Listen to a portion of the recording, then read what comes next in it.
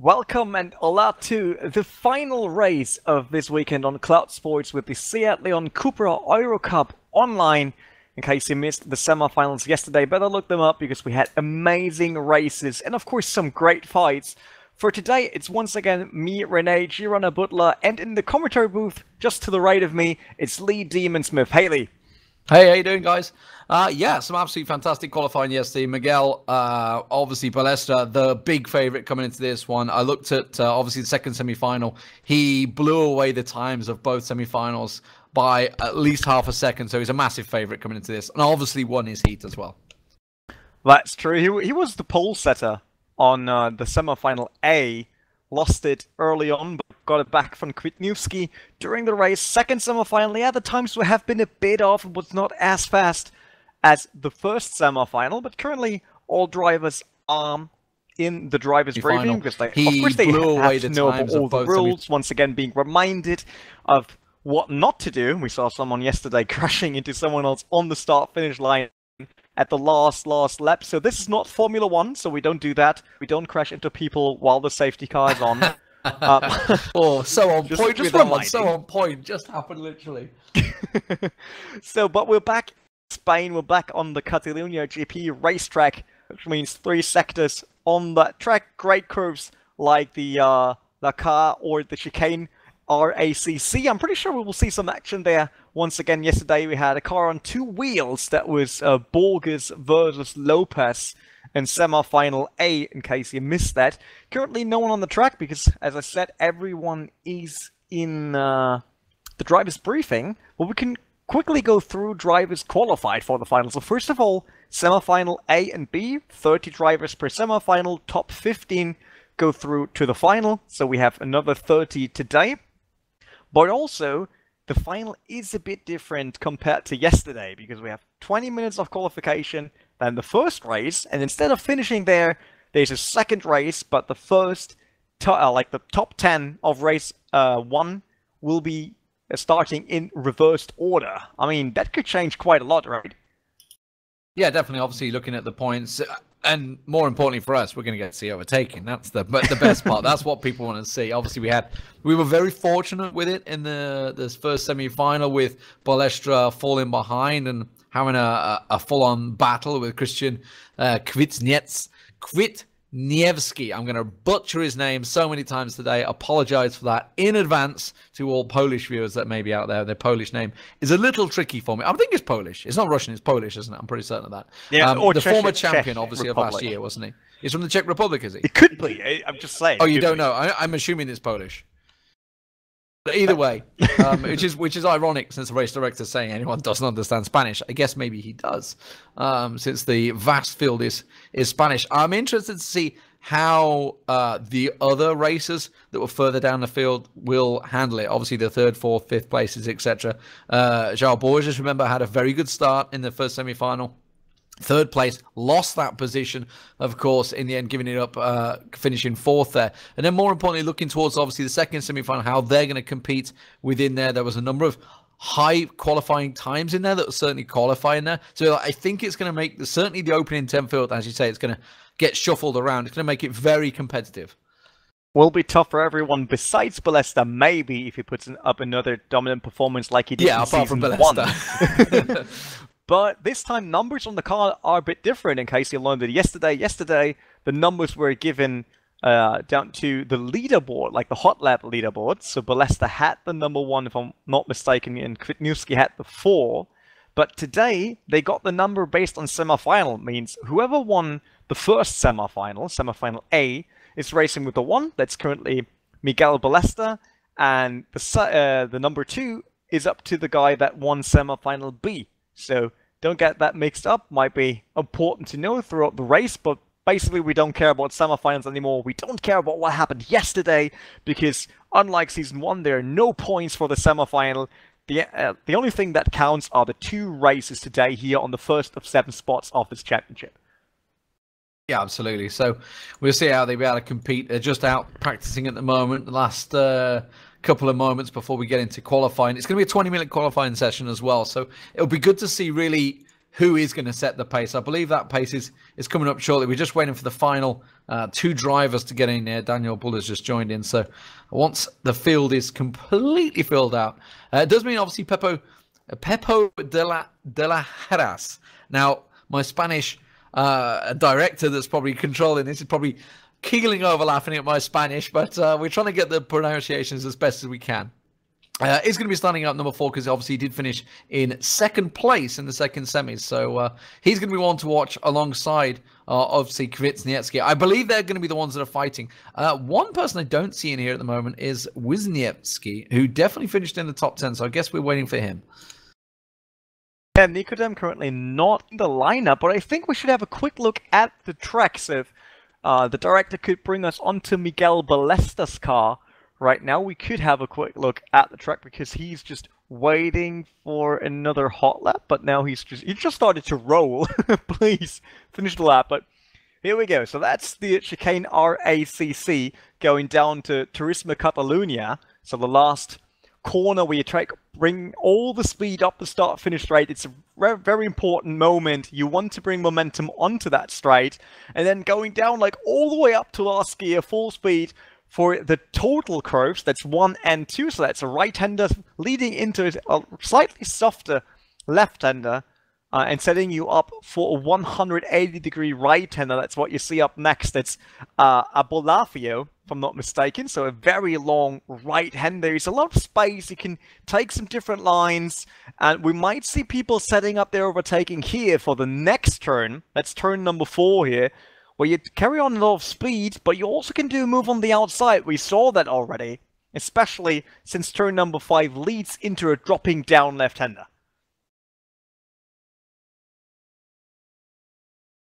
There we go, that was the left-hander, and 6 and 7 are up ahead, so it's a slight left bend into the Blacosar Gopon, I think. That's a very weird name for me. I'm loving your pronunciations. I'm so sorry. There's just, hablo español muy mal, so I'm totally out of this. That's fine. Going down to turn 10 and 11. So 10 is another left-hander. It's basically the hairpin of Catalunya here. Come on, you skip the names of them. It's La Casa, isn't it? And Bank Sabadell, I believe. Yeah, that's true. You nailed them this time. I nailed it. Well, I did ask the Spanish yesterday. I can do the next one. So turn 12, it's Europe car. Easy. Well, actually, it's Europe car. You just say Europe. In Germany, it's Europe car. I'm sorry. Yeah, it's the Europe car, which actually fits well because obviously that is what we're doing is the Seat León Europe car. But and then into the chicane, obviously, and then out on the final Turismo-Catalunya, as you say, and complete the lap. Let's see what he gets. 1:49.06. So it was a little off the pace of his qualifying time, which was 1:48.3, I believe, yesterday. Yeah, they have been very, very quick so far already, but we also know this is R Factor 2, so track will change over time. Not easy. They will lay down some rubber, and the track will get a bit hotter. So times can change in the qualification process. While we see Christian Kwiatkowski trying out how good his car is on the grass and while cutting a corner. Hopefully he's not testing out new lines for the race, because I think that won't be very successful for him. Yeah, they're all getting about a couple of 10+ laps in here. We have 27 drivers, so I'm not sure whether that's going to be completing the field or whether they're going to wait for the other guys to get in before we can get the qualification underway, hopefully. Yeah, the earlier the better, because we want to have that qualification going on. While I'm just quickly checking live chat. Yesterday, live chat was all over with Spanish. I didn't understand the words. If you want to give any feedback to us, unfortunately, you have to do that in English. There's no other way for us, especially since I can't translate right in that moment via Google. No chance at all. So please think about that if you want to post anything. But hey, Lee, who's your favorite besides Ballesta? I would say Kwasniewski, who actually put in a decent race. Obviously, Marc Perez was the man that came first in the second semi-final, so you've always got to keep your eye out for him. But in terms of lap times, which is all we can really go on, because obviously we didn't see them racing against each other yesterday. I would say he's probably behind Christian a little bit. Definitely a faster first semi-final than the second, but obviously, he won the race at the end of the day. He is certainly a racer. He managed to come ahead in that field, so I definitely want to watch. It's ironic, actually, just watching the practice session at the moment. They're almost in order right now in terms of lap times, in terms of numbers, because they obviously, that's the front 7 so far have managed to put themselves in almost number order, because obviously that is where they finished. They are the best racers. Yeah, I mean, I will put on my favorite list, I will add Borges to it, because I know he can surprise. He's not that he's not fast in general. It's just, I think he could be one of those drivers putting up one impressive race. Even if it's race 2. I mean, what happens if Balesta, Kitniewski, Perez, the guy starting up front, going down to a position 7, 8, 9, 10, and then someone like Borges could start on pole? Yeah, well, this is it, you see. Honestly, I'm looking towards it. Obviously, it's going to be a massive part of, I would say, who finishes like maybe 4th, 5th, somewhere around there. They could probably wrestle their way up there. Depends how many laps. They're going to get to take over people out. Obviously, how the start goes, which is a big part of it. But just looking at the lap times now, they're starting to put a proper eye in there. They're pretty close, I would say, the top 5. So if you were to reverse order it, then looking at, let's say Pablo Lopez at the moment, because he's got the current 5th fastest, he's certainly capable of putting himself in there. Finished in, I believe, 3rd place, didn't he, in our semi-final, in the first semi-final? So, and actually, I think it was about 3 seconds at the end of the race behind Krasniewski. But certainly took over Borges as well. Put that overtaking maneuver, remember, I think it was around about the 5th lap. Yeah. Everything kind of happened on the 5th lap in that race. Yeah, so obviously once we go reverse order, I would say the first one, we're probably looking at Balesta. I would say clear favourite. Once we get that order switched around and Balesta's suddenly starting in 10th place, look towards the likes of Lopez, etc., who's probably going to be looking around 5th place. That's true, but we'll find out shortly. We're still just waiting for race control to get us into the qualification session, because otherwise there's not much we can say about the current times, because just free practice, no one cares about that. And we know normally there's a lot of action on the track, but qualification will definitely help us. And it seems like drivers now going back to the pits, so we might start with qualification. I see Pablo Lopez totaling his car. He was drifting. I think he's trying to lay down some serious rubber on those corners. He was kind of drifting around them and then went a little too far. That's how you do it. I mean, you can drift those cars, even if they're front wheel driven. Of course, then it's sliding around, but basically you want to use the rear of your car. You want your rear to slide in a bit, like 3 to 6 degrees going into a corner, just so that you have a little less steering input on the front tires. Because the front tires get all the load on these cars. They have the heavy engine on top. They do acceleration, braking, steering, gripping. Sometimes they're also getting on your nerves, but that's it. It's all about tire management. So using the rear of those hatchbacks can definitely help. And yesterday we saw Kwitniewski and Balesta in semifinal A really doing it in a proper way. Of course, it was a bit of smoke here and there, because that's what happens when you let the rear tire slide, but it looked impressive, and especially it worked on the times. Yeah, we're just waiting for the final races to get in. Borges did drop out, so I guess we're kind of wanting him to get back in next. One of the top drivers. Everybody else sorting themselves out. Look at that. Balestre, even in practice, he's broken 149, hasn't he? He's already starting to get his eye in. These guys very much ready to go. Aha! Advance to the next session. Here we go. Qualifying. Rene, we're about to get underway. It's great. 20 minutes of everyone battling for that one position. Everyone wants the top spot, because when it's about being a racing driver, it's always about winning. You don't really want to go into a race with thinking, oh yeah, 8th position will be good, or maybe 12th. I mean, there are a lot of cars involved. No, you just go there to race and to win, because that's what it's all about. So let's have a quick look who's the first on the track. Everyone is waiting already. That looks like traffic jam in Cologne when I leave the office. It's interesting because it's Perez that's out there and Krasniqi right behind him. So obviously they are number 2 and 3. So Perez winning the second semi-final and Krasniqi coming second against Ballester. Ballester sitting, waiting. He's waiting for a bit of clean track. It looks like everybody has gone out early on the track. I mean, if Ballester's able to use all the rubber on the track and only just one shot, that's fine. Ballester just come out of the pit. So actually, I think there's a couple cars behind him, but not many. So he's given himself a really nice gap to get himself going here. Obviously, they're going to try and back themselves up once they get going. I guess I wonder if Krasniqi's going to try and get a little bit behind Perez, or whether he's going to try and get past him before they go for the hot lap. It looks like somebody's trying to get past him. It's Buller. Buller's going to go past. He's thinking, I'm going to start out on the front in this hot lap. Like, don't hit Perez, please. Yeah, that was a bit late on the brakes. Yeah. Nearly hitting Perez there, but Perez still, let's say, the leader of the qualification outlap, and he might be the first one to put in a time, but yeah, there's that yellow Seat coming right at his sight now. I think Perez is probably just thinking, what are you doing right now? Like, sure, go ahead yourself, why not? I don't think that's a good idea for Perez to give away first spot, because he might run into that guy. I think he just wants him to get out of the way. I think he looked like he was threatening to hit him, so he's just like, okay, I'm going to let you past. That was a little too close. Yeah, he's backing up a fair amount here, Perez is as well. I think Krasniqi probably going to back the whole pack up now as well. Ballester's still got himself plenty of clean air as well back there, so he's going to be in a good mode. There's Peppo is sneaking in there as well, so there's quite a few just backing up. And actually, I think Perez is probably going to be a little aggravated right now. There's a couple of people trying to shuffle past him. Yeah, but Perez now, he wasted 2 minutes of this qualification before even crossing the line. He's coming on to start-finish straight now, so he will start a hot lap, but that's on 70 minutes and 56 seconds.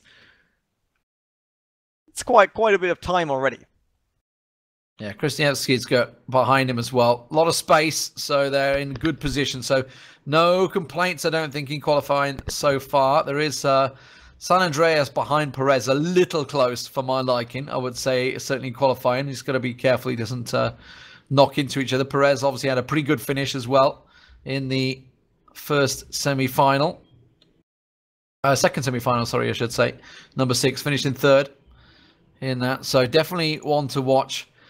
We'll keep our eyes. Ballester's coming up to the line in just a moment as well. So obviously keep your eyes on him as and when his hot laps start to come in. Currently, I still miss Borges. It seems like he didn't came back to race in this final, which would be he's back. Huge he's in. straight, right? He's in.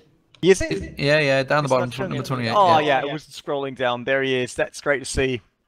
28 cars, so we're only missing 2 drivers. That will be a full pack gritty on Catalunya. I feel like Ballester just made a mistake in his lap, so I'm not too sure on the time of this one. Kind of locked up a little too full coming into the first corner, so keeping my eye now back on Krasniqi.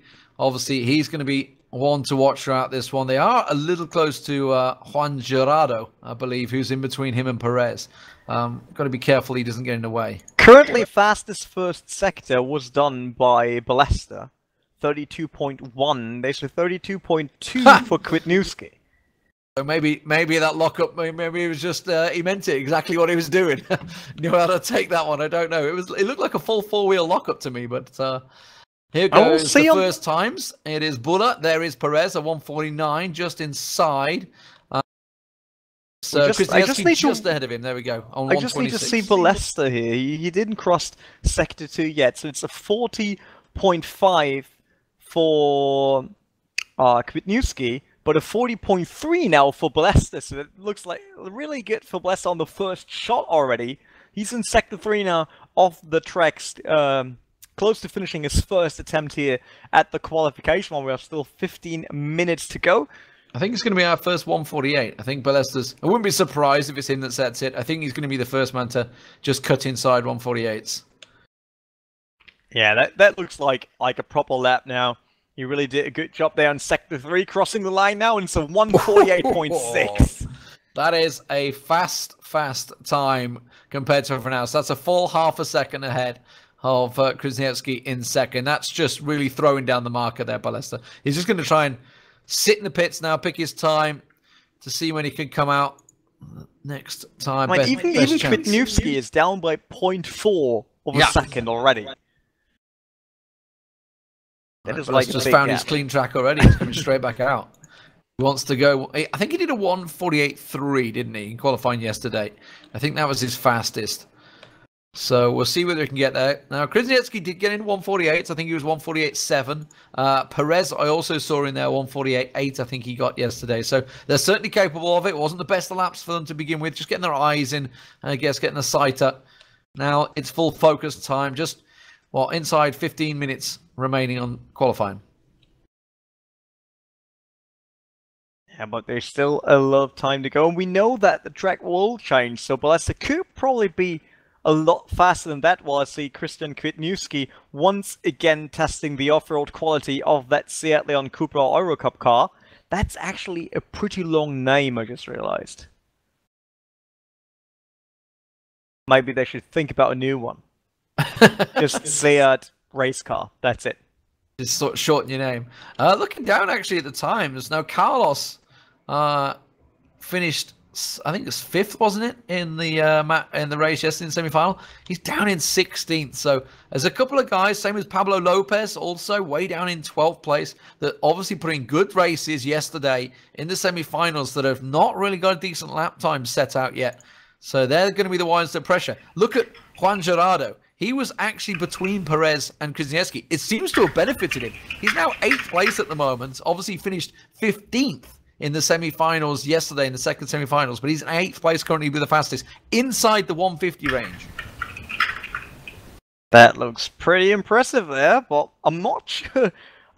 Look at the times currently. So we got 1:48. Anyone else is on a higher time, but the last guy in the session currently, at least that had a proper lap time, oh no, it just changed, is 1:51.5. So that's 3 seconds already that Balesta is faster than anyone else there. Yeah, we knew he was going to be fast, didn't we? We knew it was coming. We knew that the fast times would roll down. Still nobody inside 1:48s at the moment, so just waiting to get them in there. See whether they can drop in. Perez 1:49 on a decent lap here. Can expand and say, like you say, looking at the race settings, still just Balesta. I can't see anyone getting close to him right now.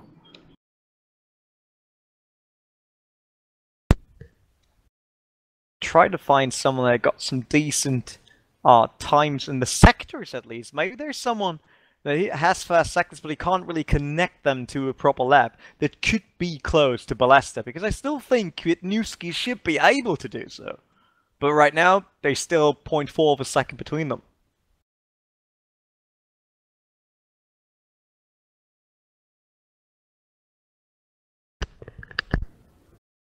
Krasniewski just didn't have a great time. There we go. Perez 1:48.9. Now we're talking. Now they're starting to roll in. So Perez obviously was the winner of the second race. We expected him to put this time in. At the moment, it's Christian we're going to keep our eyes on. He's the man that needs to get time. Starting to get the pressure on him. I mean, we're starting to close in on the first 10 minutes being complete here, and still yet to get his eyes on a 1:48 time. The 1:49s are starting to roll in. They've got down to 9th place now. Pablo Lopez still struggling to break in there, though. Can't get himself into that 1:48 bracket. As we see Perez coming back out for his third lap, sorry. Out on it's Balesta. Balesta coming out. He's not on the hot lap yet, is he? No. That should be his outlet. But Perez now. Yeah. I mean, look at everyone between Balesta and Kwitniewski. When we saw the times in yesterday's race, we thought, okay, should be Balesta, Kwitniewski, and then let's see whoever joins them from semi-final B. But currently, Jerez and Perez really putting on good times here. Yeah, Jerez just outside, isn't he? 1:49.018, just outside the 1:48. Probably going to be kicking himself if he didn't break into it there. Maybe just a couple of tweaks. That's all they need. So Balestra's pulled in. Oh, Palestra. He's just got a 1:48.596. So he's just shaved off another 1/10 of a second off his current time already. Obviously, poor old Perez, who is in second place, 3/10 of a second, or almost 4/10 of a second behind him. Nobody else can get close. Krasniqski's still half a second off. Okay, he's about to come over the line. Let's see what he can pull off now as he goes into his hot lap. We'll see how he manages to take the corner. So he's going to be going in his hot lap. I'm just looking at Perez. I think Perez is on his hot lap as well. I'm currently waiting for Borges to get on the board. I mean, he is in 5th position, currently in the pits after achieving that position. Top 5, that's fine for the start. Like I said, he might be one of the guys to look at in race number 2, but I'm pretty sure he has more in him than top 5 on the qualification. And Carlos as well. Carlos, who finished 5th in the first semi-final, down in 16th place at the moment, has not set himself a good time. He's just about to go over the line for his next hot lap, so we'll see whether he's able to clock it up. Perez also just going over the line, so he's going underway. Let's go to Krasniqski. He's got to be halfway into his hot lap. He's looking like he's doing a pretty good time this round around. Could be, but we also know sometimes a lap looks super fast, but it isn't in the end. And it could be the other way around, like when we thought Balesta was not having his best lap and then he was crushing everyone with the 148 just for the first try. But we might see some more drivers picking up pace now due to the track having more rubber on it, more temperature in the tarmac. So I could expect at least Balesta going down to 148.3 and then Heras and Kwitnewski joining them on the 148. Yeah, I mean, that's obviously the benefit of the 20-minute qualifying. The track does start to warm into your favour.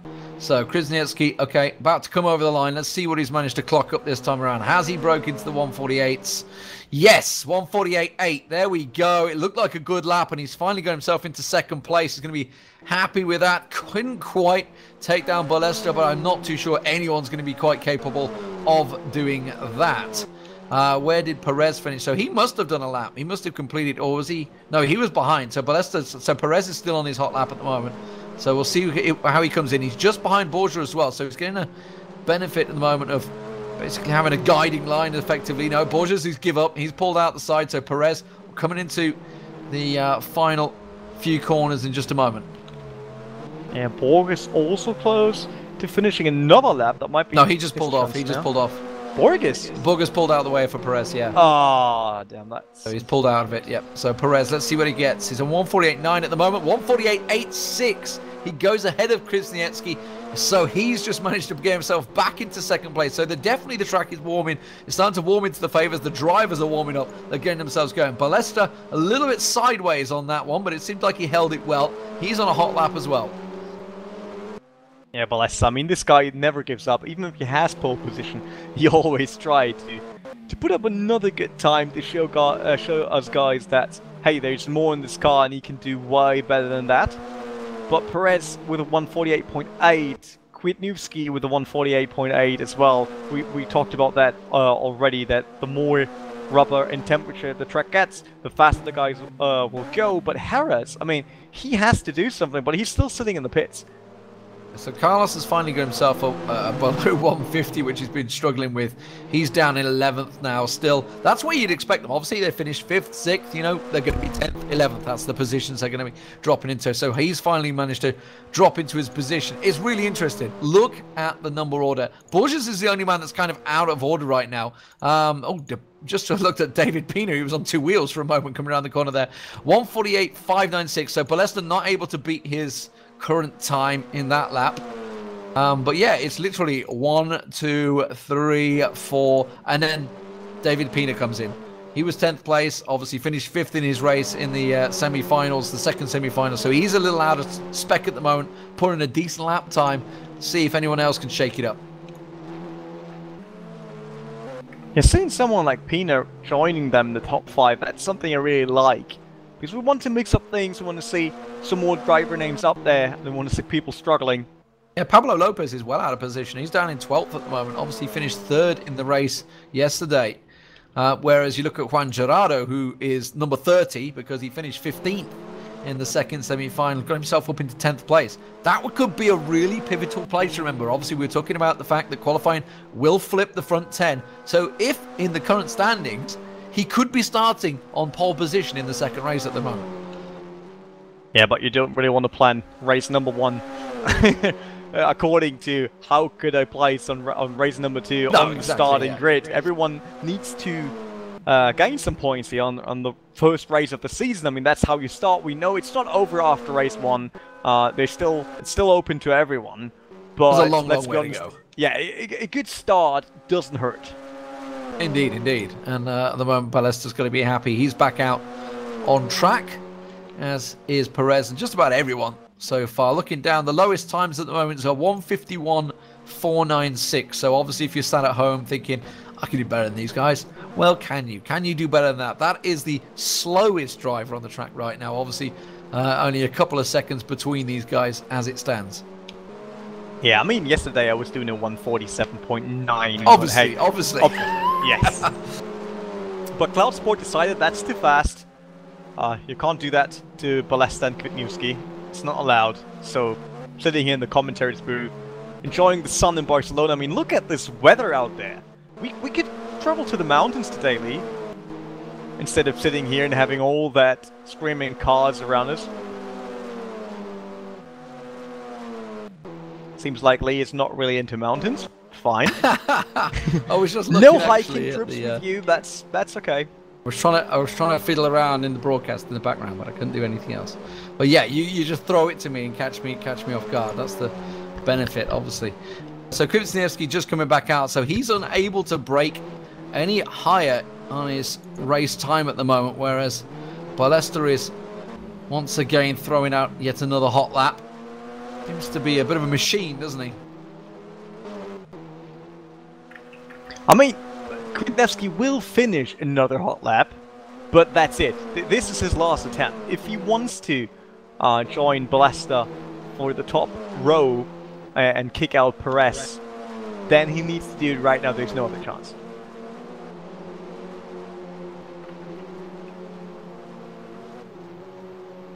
Well, he's on... Okay, he just went off the track, so he's not going to be setting it this time, I don't think.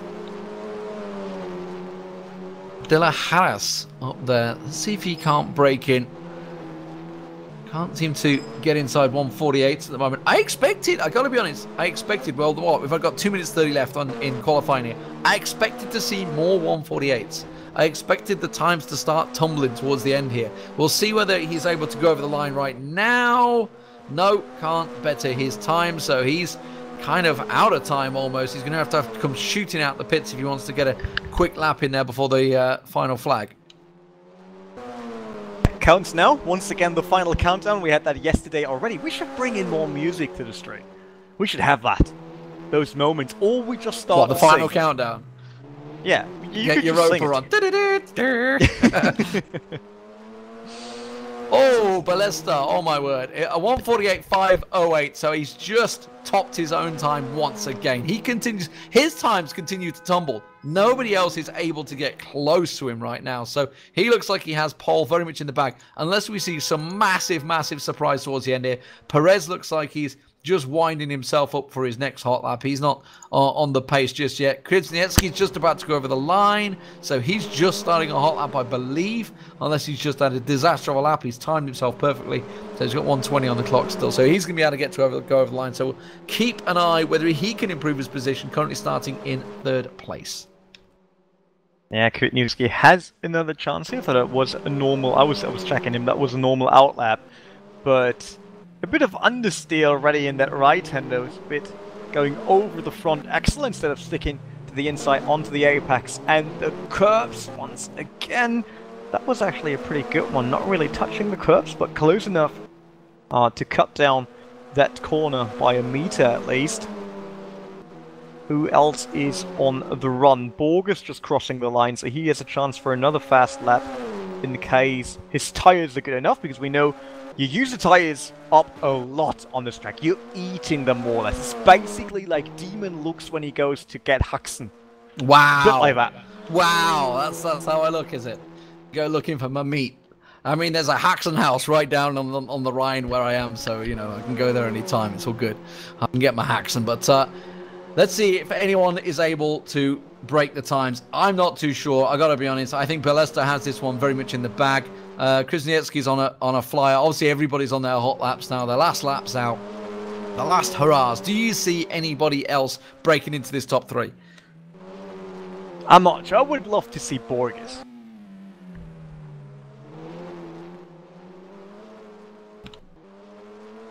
But he's still on the way. Which sector is this? Let's have a look. So he's going over from 2nd to 3rd now. So he's close to the chicane. Oh no, I was totally wrong. That's the hairpin coming up next. Sorry, my mistake.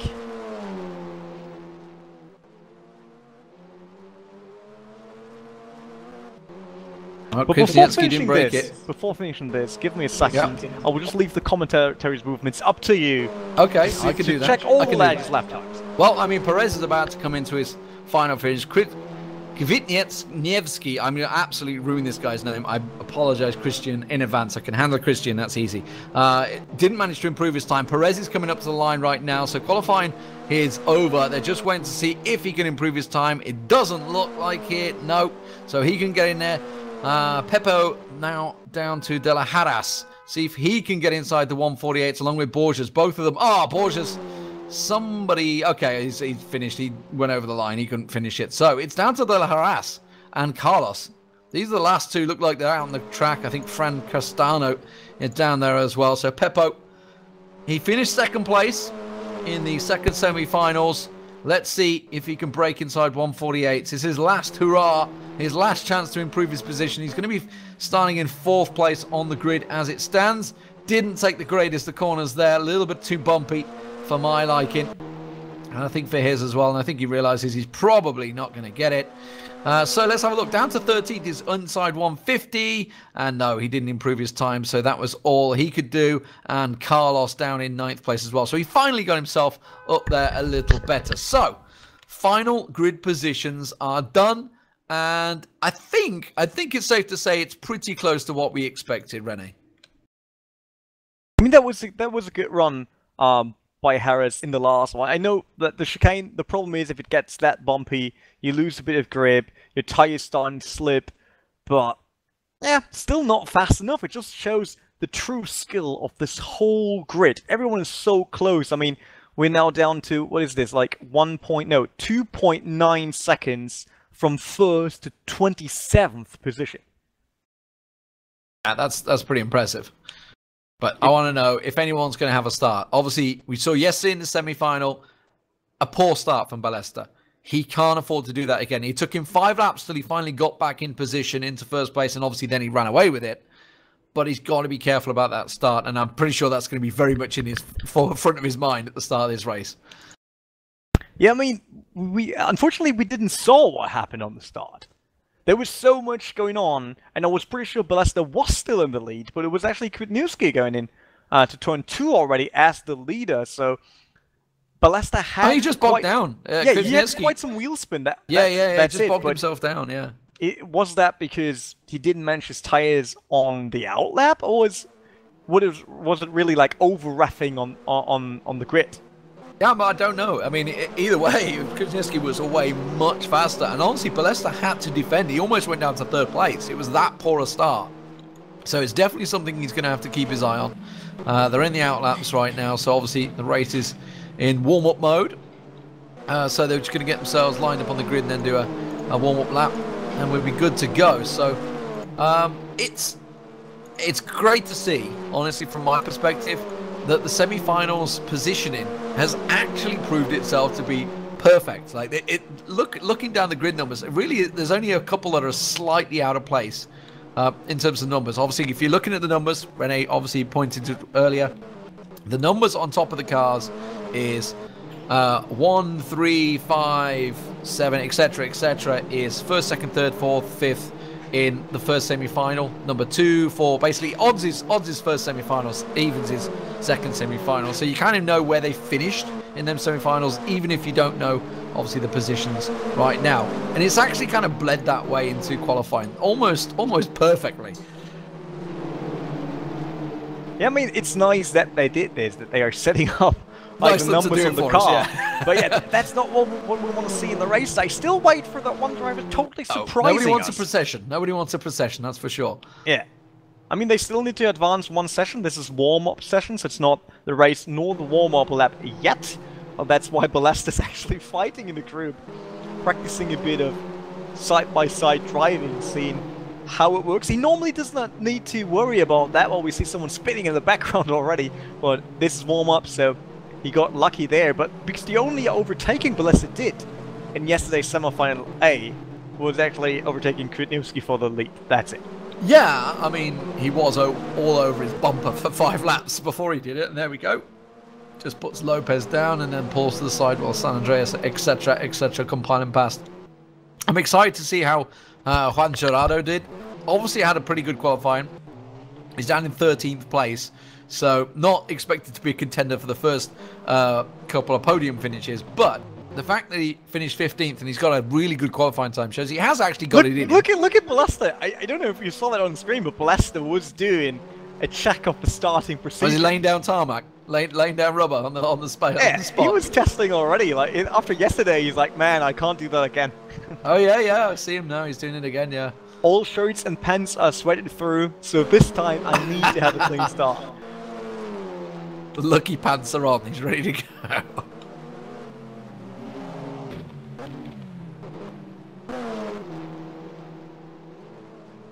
Don't think he's going to be crashing into Lopez like that, though, in the actual race. Oh, look at Perez. Perez is doing a couple of test starts as well on the from the pit lane. I mean, everyone is just warming up besides Expo. Borges is still in the pits. Perez doesn't want to move out. Castano as well. Javier Polanco, isn't that the guy that actually crashed on the start-finish straight on the last lap? Isn't that the case? I'm not sure. I was looking at Borges. Borges, we shouldn't say they're all Spanish because he's Portuguese. Because he doesn't speak Spanish very well. So it's just the chat there. So he's just sorting himself out. Okay, the last final racers are getting themselves in here, so hopefully we'll be ready to go in a second. Okay, come on, Rene. Time to... we're going to ignore first place because I'm pretty sure Balesta's going to take that. Let's say second place. Let's get a little more exciting. I feel Balesta's going to run away with this one. Personally, I might be wrong. It might be wrong. We could be in for an exciting race like we were yesterday. Who do you think is going to take second? Do you think Kwitniewski is going to be in there? Do you think Perez is going to solidify it? Do you think they're going to put a challenge on Balesta? I mean, the only one that could potentially put some pressure on Balesta is Kwitniewski if he starts good again, because yesterday we saw, as long as they're fighting in a group, Kwitniewski and Balesta is a good fit. But when Balesta has the chance for an open track, for a free run, then there's no stopping anymore. And currently, I don't see anyone on the grid that could stop him, so Kwitniewski should be second, but he might get Paris or even Borges on his back if he's not really aware of every single lap. Concentration is a must-have on this one. He's going to be starting on the left side of the track, I believe. I'm pretty sure, yeah, he's starting in third place. So it's going to be Perez, if he can hold it, is going to have the inside line going into that corner. He's going to have to shuffle across. So it's going to be really interesting. I absolutely love these sort of races. This many cars going into that first corner is so exciting to watch sometimes. So they're getting themselves set up on the grid. Balesta takes his position. They're going to have a parade lap. And of course, they're going to set themselves up back on the grid. And then we are into the race. If you're new to racing, how did you find us? If you're not new to racing, you know exactly what's going on. I'm pretty sure Balesta will prepare his Lay some meal. rubber down. No, he will just prepare his meal while doing the warm-up lap. So as soon as he's done with all the struggle from turn 1, turn 2, where everyone's around him, he will just, you know, turn on classic music again, have a burger, so he can have burgers on it. But yeah, I mean, yesterday's performance was just too impressive. I know that we talked too much about Balesta, but it's just currently there's no one on the grid, but we want someone to get close to him because we want him to beat Celic. Yeah, and it's obviously Perez is probably in the best position for that. He was, what, 0.3 of a second behind in terms of qualifying. He has technically the line going into the first corner. obviously he needs to have a good start. This is the exact position Krasniewski was in yesterday. Had a great start, got ahead of Balesta. Let's see if anybody else can do that as they move into the warm-up lap. I mean, warm-up start was looking good for Balesta. He's still in the lead. That's more than he achieved yesterday during the race. So we'll see if he can do the same on the real start. The only problem is with Marc Perez has a very dark car as well, and like spotting the difference will be hard. Of course, he got the number 2 car. That might make it a bit easier, but as soon as the camera zooms out, it's really hard. Kwitniewski, he's in the way brighter grey there on the back, so I think we should be fine for this start. We'll see whether anyone else can throw in there. Like Borges, obviously, in his wonderful red car, along with Perez further down the grid. You got the pink of Pina and the wonderful light blue of Carlos. So, of course, the top 10 with Jordi San Andreas. We haven't talked too much about him. Of course, we'll try and keep our eyes lower down the grid, as well as obviously focusing on the leader. We will obviously be watching that one. I think probably the best spot to watch him from will be from Kwitniewski. His camera angle. I'm going to sit behind him and zoom out on the follow cam and get a full view of this top 3 battle at the opener as they go around the warm-ups. Yeah, there's always a way to have a good look at the field. I might even look a bit, back a bit further. Not sure yet how to decide on which battle could potentially happen first. I mean, I'm also looking at Felipe Gil. I heard he's a good one if he's in the right mood. So he's down to 13th. That's right in front of Juan Gerardo, one of the top guys from the second semi-final. So there might be a potential fight down there. But yeah, it's all about the first 5 at least, because Harris and Borges, they're both fast as well. Borges yesterday, his pace fell a bit off after like lap 3 already. But besides that, everything was fine for him. So, almost completing the parade lap. Around the final couple of twists and turns into the final corner. And on to the start-finish line. Make sure they're in their grid positions correctly. We did see a little bit of creeping yesterday, so I'm pretty sure the admins are going to be very much on them for this race. This is where the points absolutely mean prizes. Balesta, of course, doesn't want to be too quick into his position because tires will cool down a bit. I guess I'll jump on slight angle, a little bit reversing. Yeah, we see Kwitniewski once again slightly above the line. Yep, Balesta looks well above his line. Oh, true. Oh dear, Balesta, what are you doing? Yeah, he's way over his line. I think he's looking at the big white line saying, that's my line. I'm up at the front, that's my line. So they're revving up. Okay, lights ready, waiting to go. Here we go, ladies and gentlemen. The Seat León Cup is underway. And Balesta does get himself a good start. It wasn't great. Perez has got a good start, but Krasniewski is slow off the line. Pepo de la Harras has got in front of him as we head in towards the first corner. Borges also creeping up on the inside with Lopez behind. They're trying to shuffle position. Borges in a tricky position. He's going to be 3 wide, and that's just going to put a big squash straight into Krasniewski there. He's getting battered, bruised, and battered. He's spun. Borges goes off into the gravel as well. Krasniewski is off. Balesta goes sideways. There's a whole pile of crashing down the back there as they all spin off, and that has just caused an absolute train wreck. After about 5th place, they have got themselves a big lead because of that, but Balesta holds the lead. Borges definitely gets the announcer saying multi-kill, because that was the biggest kill in gaming history. Took down the whole field with him. We're just lucky that this is not NASCAR, because otherwise it would be even worse. But he's down to 21st position. A lot of cars were hit there. Christian Kwitniewski, he's out of the race already. He's standing in the gravel, if I'm not mistaken there. His car is done and dusted, toasted more or less. You can have it for dinner now, because there's not even a rear wing anymore on it. And Balesta is now without anyone to challenge him besides Perez. Yeah, Perez is close with him though. Perez is really putting a challenge in, so it's going to be interesting to see how he can shake him. Now, Perez put in good qualifying times, so we know he has the pace.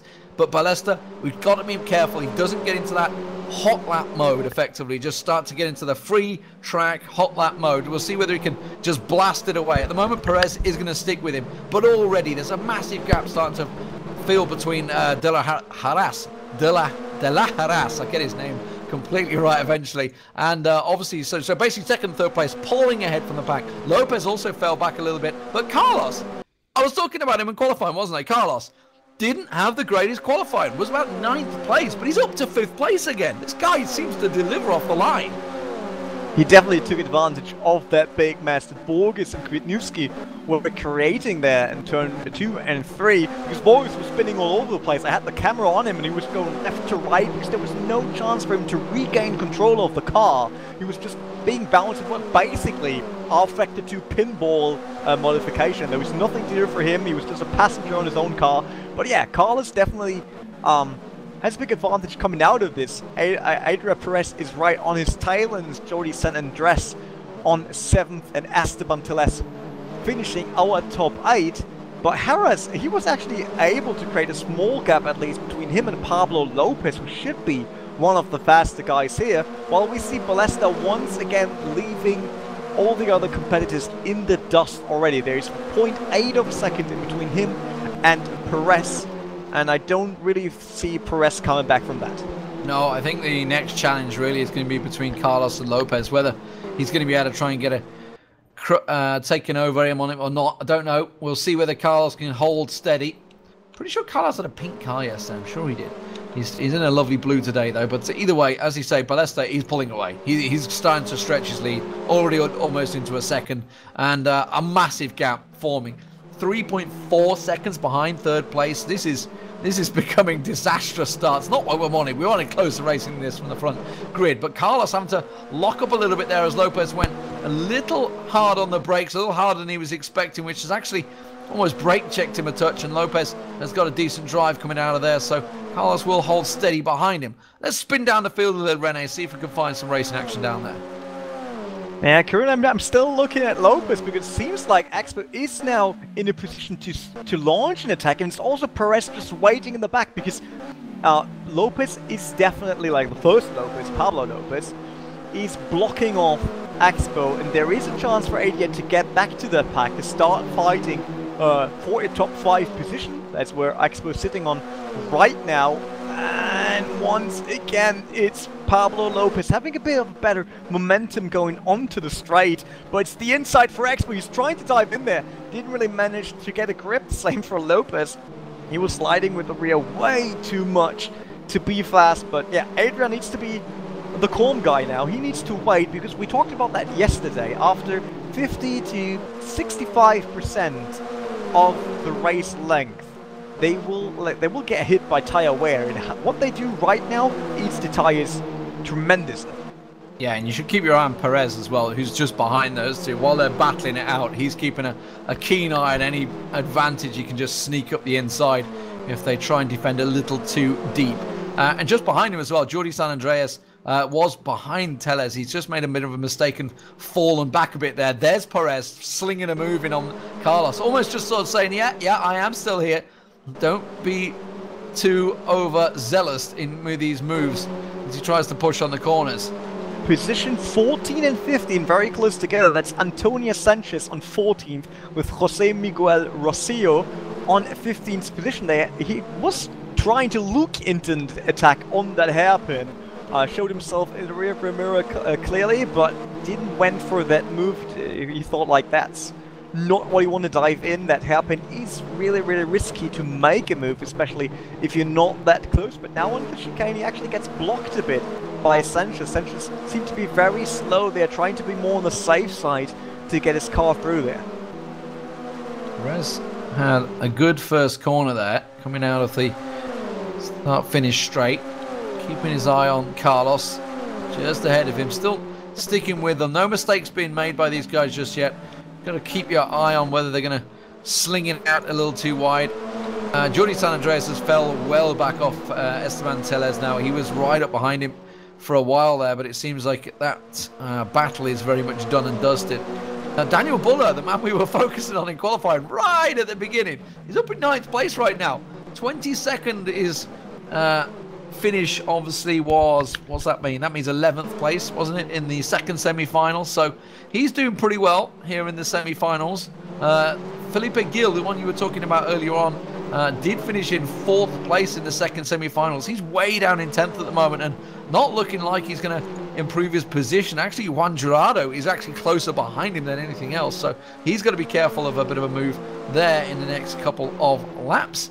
Spinning back towards the front, well, it's a story we were hoping didn't lay out, but it is. It is Ballesta running away with it and Perez in 2nd place. He's holding that 1 second though. He hasn't actually charged away from the pack. So Perez has kind of got himself in a comfortable position and now he's just holding steady. And they're pulling away from the rest of the field.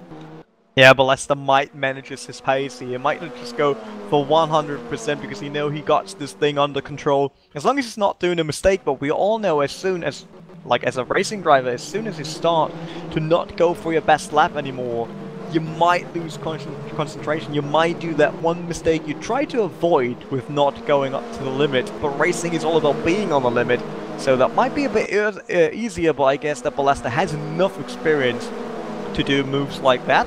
While I saw Rosilla still on Sanchez here, that's a three-way fight now. Carlos Maza was dropping down in pace. Sanchez now right behind him, going down to the first turn. Sanchez side by side with Martz overtaking on the inside, and it's Rosilla looking at them right away. He wanted to go through there as well as Montoya is joining them.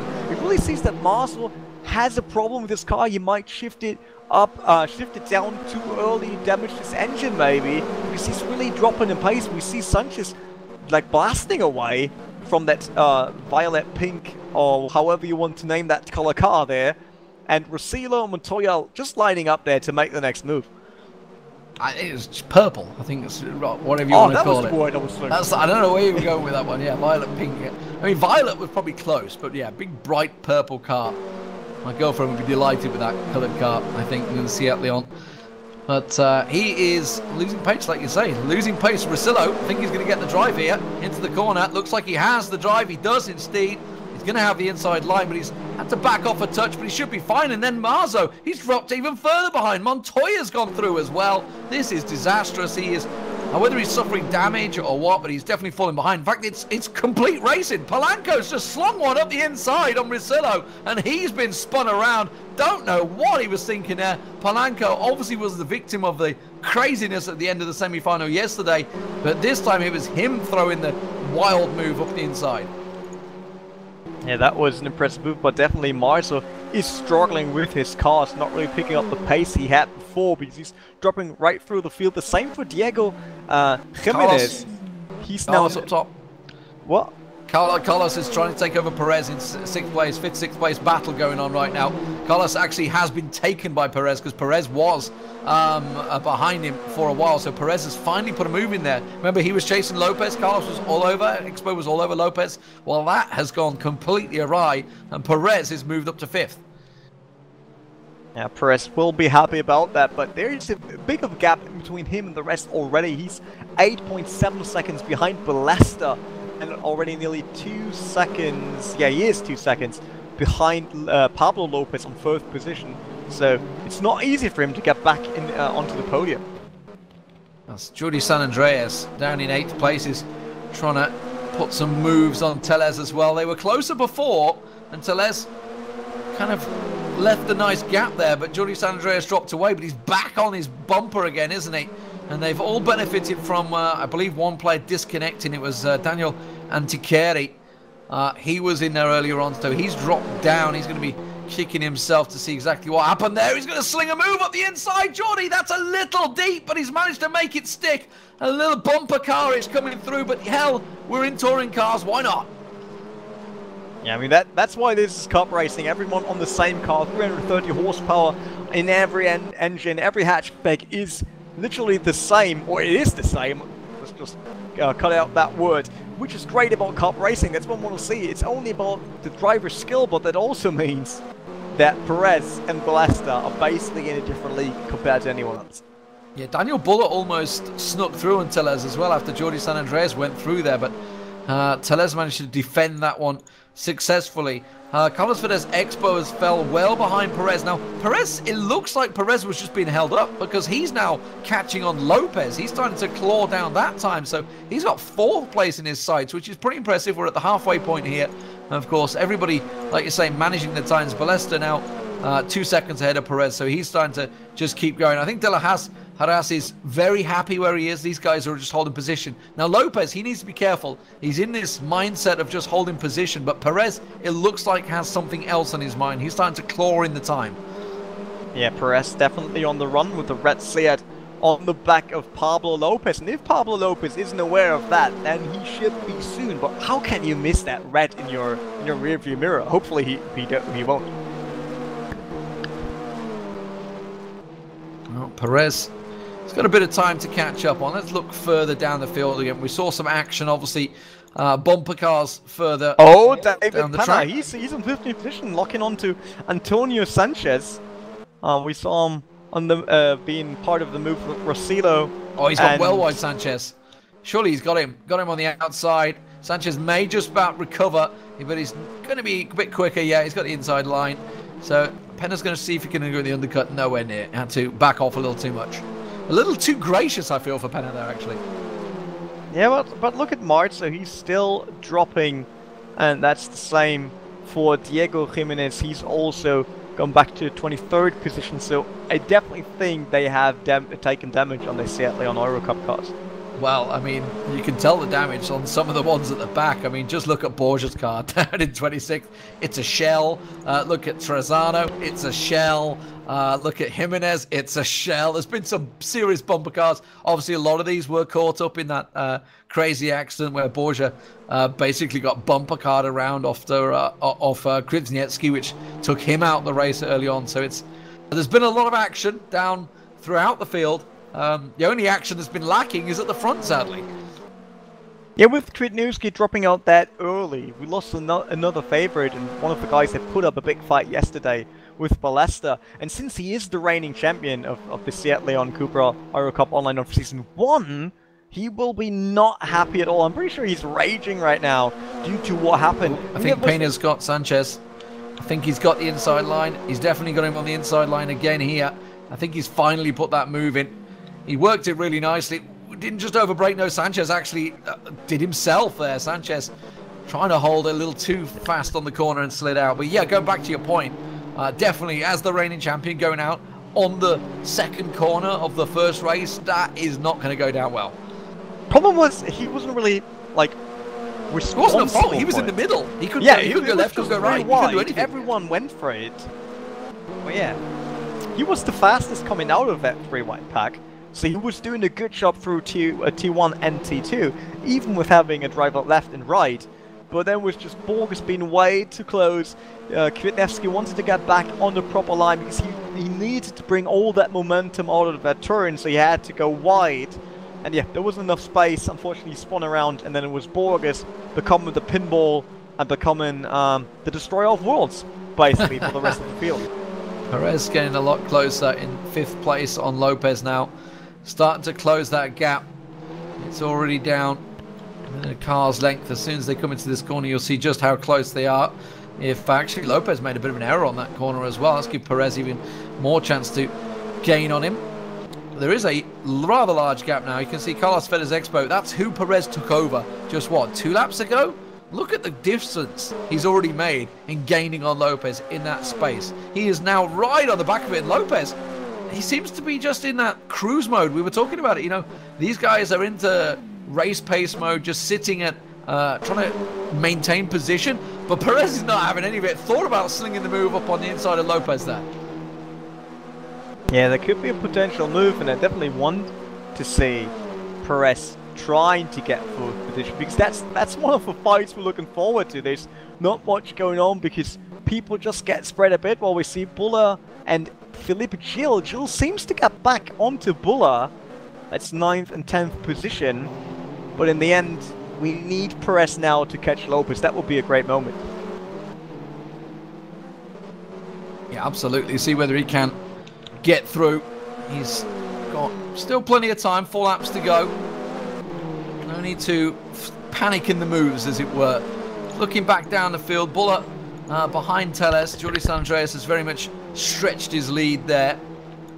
And Juan Gerardo has kind of fell off the pace a little bit. This is what I've feared, obviously. Oh, hello. Pina has just slung through. Aurelio, Rosillo, everything's going on. What's happening with Aurelio? He is falling behind, and there's cars picking left and right off him. He's got a problem. Perez finally on the back of Lopez. He's super close, coming over the start and finish straight now. He's right in the exhaust system of Lopez, going down to turn 1 now, going for the outside. Inside got over, great under braking, everything of this, but Lopez keeping onto his line. Very good defensive thing there. I mean, they were switching lines, and Lopez was still able to go through this in a really quick manner, but Perez is not done yet. He wants to get Lopez. He wants to make sure that his name is considered as 4th position here instead of Pablo Lopez, and he has 3 laps to go to do that.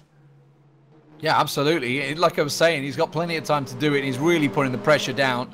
We did see, like I say, what as that happening, Aurelio fell way behind. Rosillo and Pena both getting past him in 12th and 13th, trying to get towards that top 10 shot. Of course, Felipe Gil currently holding that as it stands, but he's going well wide on that corner, looking for him.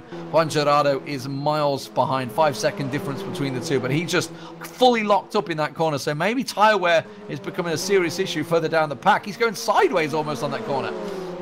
Yeah, I mean, we're in lap 9 out of 12. Tyres definitely having a bit of a beating already, so tyre wear is a problem, I guess, for most of them, besides Perez and Ballesta maybe, because they didn't really fight it with each other. They didn't have any late braking going into this. It's a bit of different for Lopez. He had some of those moments, so that's why Adrian Perez can actually catch up, and he's doing it once again in front of the chicane. Really being super close, nothing in between there when braking for the chicane. After that, he has to let Lopez go a bit, of course, because he can't really accelerate out of that chicane if you got a car right in front of you, and that means he's not in attack range going down to turn 1. David Pena down in 13th is all over the back of Rosillo as well, so they're coming through that exact same chicane. See whether it can work out for them. As we get meowing on the stream as well, there we go. The cat wants to get involved. He's excited about racing as well. So Perez looks like he made a few errors, doesn't he? He's fell a little bit behind on Lopez there. As you say, couldn't quite keep that pace. We're in lap 10 now, so he's starting to run out of time to make this move. Yeah, if he wants to do something, then it should be soon. But otherwise, on the other hand, he knows that when he does the move right now, Lopez still has a chance to come back. Oh, so close. A little late on braking there. Tries to cut inside, but hasn't got the drive. He's really trying to make this move stick, isn't he? But Lopez is doing a great job at holding it steady. Again, looks to sling it on the inside. Has good drive as he goes through, but Lopez, defensive work, holding nicely on the line. And Perez still not able to find the angle. He's got a slightly cutting a little closer on the corners and just giving himself that extra little 100th of a second every time, but he's not able to get past Lopez yet. Bulla, Teles, and Gil created a great fighting group in the back. That's 8th, 9th, and 10th, because Teles is falling down. Bulla's got past Teles then. Yeah, that definitely. He was on 8th before, but Teles wants to get nearly side with Bulla there. Oh, Bulla very late on the brake, going sideways, left, right, and Teles is through on the inside, and Gil is just looking at it from the back, waiting for a mistake of both drivers right in front of it. Yeah, and that's obviously the 10th place, Gil, so he's looking to try and improve himself, and it may well happen. These guys are almost sliding all over the place, aren't they? There's some serious problems going on here. Bulla made that move, couldn't hold it. Teles has gone well wide. Bulla's going to get through there. Gil's going to get through as well. Teles completely out of position. That's the worst place to make a mistake because it compounds on you so heavily down that start-finish straight. Oh, a bit of waving by Daniel Bulla there. Yeah, he doesn't want them to be in the slipstream going down to turn 1. I mean, Teles is definitely not in attack range. Gil was it, but he seems to be not that good. Under braking, while we see Teles nearly touching him there, clipping him with just a bit. Going down into turn 1, he seemed to be a bit late on the brakes and had to change his line going through there. You see Gil now on the inside, while Teles and Bulla went for a more wider approach on that long right-hander. Bulla once again hard under braking. That guy is definitely eating his tires back right at now. He's not doing the best thing. There's been a problem. The little Harris, I don't know what's happened. Lopez has gone past him. Perez may well go as well. He was in 3rd place and something serious has happened. He is dropping back. I don't know what's gone wrong with him. It looks like he's got damage, maybe? I'm not too sure. I can't tell from this angle. But Lopez and Perez both go through, and he is falling way back. Now, Carlos Perez is quite a way behind, but he's got him in his sights down that straight. And there's still some time to go, so Perez could actually lose the position to Expo. While we still have Adrian Perez looking at Pablo Lopez there. Because now, like, suddenly, with what happened on the track... It's a podium place. Yeah, that's a podium place, and you want this. You may well get it as well. They're locking up, both trying to angle each other perfectly for this final corner, for the long straight. Doesn't look like anything's going to be mistaken this time. Have a look at Carlos. Carlos is catching up fast on Pepe de la Harris. I don't know what has happened there, but he is falling back very quickly. Luckily for him, we're into the final lap, so he shouldn't fall back too much more. And that will be Miguel Velasco, by the way, dominating this race. 4-second difference between them. It was a really big finish for him. Really big start, really big finish. Perez put a challenge in, but then kind of was happy. I just saw a bumper back on the floor there, I think. Yeah, a little notch here and there, sometimes to tell people what happened. Daniel Buller also managed to secure position number 8, Tellus on 9th. And where is Felipe Gil? He's down a lap now. What happened? So something happened there, so he must have got spun around as well. There's something happened there. He was up in, what, 8th place, wasn't he? With, he should be 9th place. No, Buller was 8th. He was ahead of Buller. I think he took over him, so I don't know what's happened with there between him and Tellez. Wow, that's unfortunate for him. Borges 21st in the end. Obviously, had a good qualifying, but obviously was involved in that big crash with Kvitniewski early on. He was had to sit and watch this one seething, I think, throughout the entire race. But look at 10th place. This Juan Gerardo on 10th position now, getting pole for race number 2. Yeah, this is what I talked about in qualifying. You dismissed me. You dismissed me when I said he finished in 10th, and you were like, yeah, well, let's not forget there's a lot of racing going on. There he is. The man that finished 15th in the second semi-final is going to be starting on pole in the second finals. I mean, it's a good position to start from. But I can tell you from season 1, I mean, you weren't casting season 1, but Belasta, he can do this even with traffic. So if Gerardo wants to win this, he has to be in control of the pace right away, and he needs to be super quick off the line, because on his back there will be Teles, there will be Buller. They were fighting on this race already, so I guess they will just carry on with that. Also, Adrian Perez will be in front of Pablo Perez. So, yep, quite some action that will happening in the next race, probably. But before that, we will definitely head into a short break, setting up race number 2. Of course, all the cars need to be reviewed once again. Everyone wants to make sure that he has a fresh set of tires on the cars. We will be back after the break with even more racing action of the Cloud Sport Seat León Cupra Eurocup Online.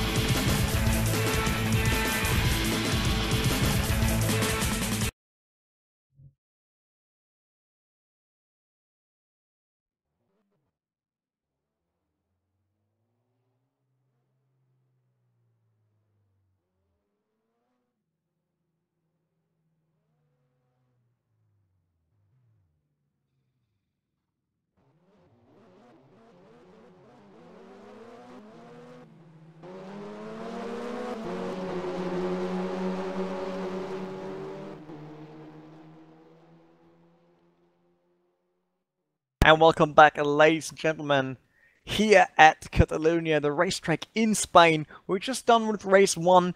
Lee Demon Smith, my co-commentator, is shortly headed into a break as well, because of course we need to get ready. But he just opened the door and he's back in the commentaries. But Lee, are you ready for race 2?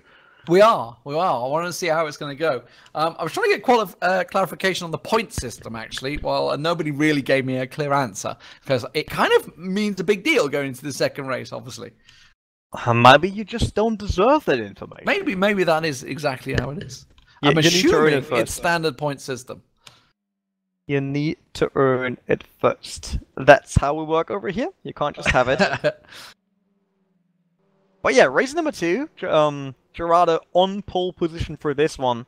And then Teles, Bulla, that's the top 3. And of course, Pablo Lopez on 8th. Perez on 9th. And Ballesta on 10th. Because we're switching around for this one. So it will be very interesting to see if that still means that Miguel Ballesta will dominate this race. Because this time, he has at least 9 people in front of him. Yeah, well, now we're going to see some real overtaking, aren't we? I feel we're going to see some real action. Good old Juan Gerardo trying to lead the pack. He did okay. I know he did okay. Borja, of course, had that disaster early on, so he's going to be way down in the pack. So there's going to be a couple of people out of position with Krasniewski as well. So it's going to be very interesting to see how this field plays out with a number of people out of position, obviously, with him being knocked out, with Borja's being the man that was ping-ponging, their very own R-Factor ping-pong, and with Ballesta down in 10th, and not just Ballesta, by the way, Perez, Lopez, Perez, there's quite a few of them in there. I'm expecting to see a fierce race this time around. I'm quite excited for this one. Yeah, but we will also see Borges and Kwiatkowski trying to get back into the big points after losing so many of them. And Gil, race don't forget. 1. Gil, who we don't know really what happened to him, but ended up whatever spinning. But yeah, Kwiatkowski, you're going to be starting right from the back, I believe. He was the first man out, so that's going to be great in itself. In fact, you know what? Poor old cameraman's going to be a little hard pressed, because we're going to be throwing him around a lot here. That's fine. I mean, that's his struggle. We got ours. To each their own. You know that. So, they're warm up. They're done with warm-up once again, or they started with warm-up, and then race control will sort them, reverse the top 10 for race number 1, and then we're ready for race 2, so there's no qualification in between this time. You don't need to worry about seeing them hunting for times once again, but instead, we're going into the action as quick as possible. But, first of all, there's a warm-up lap once again when we are on the starting grid, and it will be interesting to see if like everyone who's now in the front, Gerardo and Teles, if they actually do the same as Ballesta did this time, like when they're placed on the grid, you have some free room, more or less, to place your car onto the grid. So let's see who's the cheeky bastard this time, trying to move his car up a bit, like half a meter. Yeah, seeing if they can just sneak over that line. It was a little naughty, wasn't it? And honestly, you think of Perez's start may have done him some favors, but anyway, that's for the admins to decide and look at. As it stands, well, obviously the chat, or not the chat, the admins are doing their work and adjusting the grid position. So if you're unsure, obviously, how this is all working, if you're new to racing, or maybe have dropped in here by some sort of link on various Twitters, then this is obviously, we've just had the first race, we're going to have the second race now, and the top 10 finish from the last race will now flip. So, we'll have Ballesta, who finished in first, and Perez in second, starting out in 10th and 9th. And obviously 10th place, which was, I believe, Juan Gerardo, is going to be starting out on pole position. So it's going to really flip things around. It's going to make a lot of racing. And this is the beauty of touring cars and such. This is where you have the real action. It's a shame that you can't do this sort of thing in Formula 1. Wouldn't that liven things up?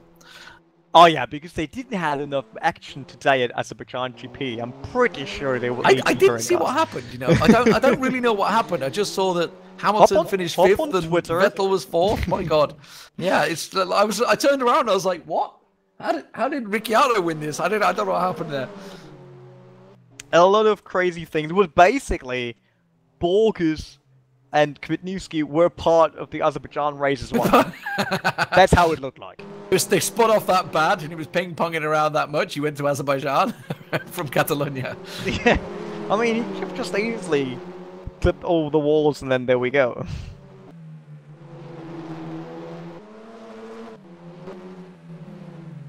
Oh, Lance Stroll got up on the podium. What?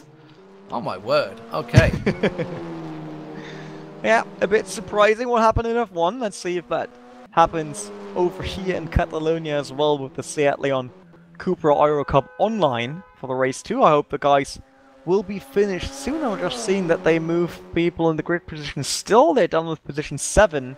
So I guess they should be close to finishing it soon. Normally they're pretty quick. The guys got a lot of experience with this. But you were just a bit surprised that Lance Stroll was on the podium, but to my information, Valtteri Bottas came from a lap down to get 2nd position with a broken car. Yeah, well, I mean, they did have the red flag in that race. Yes. So I guess that kind of helped out probably quite a bit. But yeah, Bottas coming from to be fair, it was his fault on the start. I actually saw the start of the race, and he kind of, I think it was Vettel alongside him as they went into one of the corners. He ping-ponged off the inside curbstone straight across into Vettel's car, and then sort of swung it around. Then Raikkonen flung it on the inside. So, but that's where Bottas' car got broke. So if he can come back to get 2nd place, that's very impressive. Just in case, and I see that some people are joining us on the streams, don't worry about the 52-53 minutes on the clock on top of your screen. It has nothing to do with our session. This is just a warm-up session that was started to give the admins some time to move people into their grid position, and right after that's done, we start with the race. I like the drivers. I like the driver, little question mark. Kvitnewski not very happy. Did you want to win the race in the first corner? It wasn't. I mean, I don't know. That's one for the drivers, isn't it? It's always hard, especially on racing. I mean, it's not like there are clear calls all the time. Let's be honest. Nearly all of the stuff that happens in a racing game could be like seen that way or the other way. Well, I mean, there were 3 abreast, right? And Kvitnewski, the only reason he went out was because he came out ahead and therefore got completely tailspun by Borges. But that you could argue whether he came across into Borges' line, whether Borges should have given up the line, whether I think it was Lopez maybe, or that was in the inside line. Or was it Perez that was in the inside line? No, it wasn't Perez. It was on the far inside, but which also means that he was on the far outside for the next upcoming. It was De La Haras, wasn't it? De La Haras that was on the left side of them. So I mean, obviously he had a nightmare because his car kind of conked out towards the end of the race. So, but again, this is why I'm not a marshal, and because it was just chaos. It was a chaotic start. It could well happen again. Something similar may well happen, and obviously with drivers starting lower down the grid, so they're still adjusting it. We can see the chat obviously at the moment. They're just adjusting positions. So like I say, Perez obviously was putting a pretty good move in for a while. He's going to be starting out in 5th place. De La Haras is on 6th on the grid. De La Haras, how's he on 6th on the grid? I thought he finished behind them. I mean, they're not put in the right position yet. Did Perez drop back as well? No. Oh, no, it's Adria Perez, not Marc Perez. Yeah, okay. That's it. We got quite some Perez and Lopez on the track. Yeah. I mean, there's a lot of Spanish drivers involved in this race.